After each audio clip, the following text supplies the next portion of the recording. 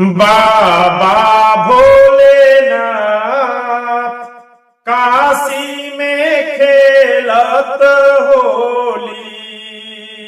बाबा भोलेनाथ काशी में खेलत होली।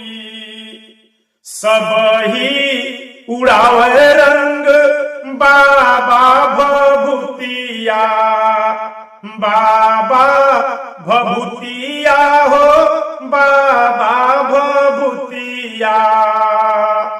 सोह चंदा सुघर उनके मथ हो।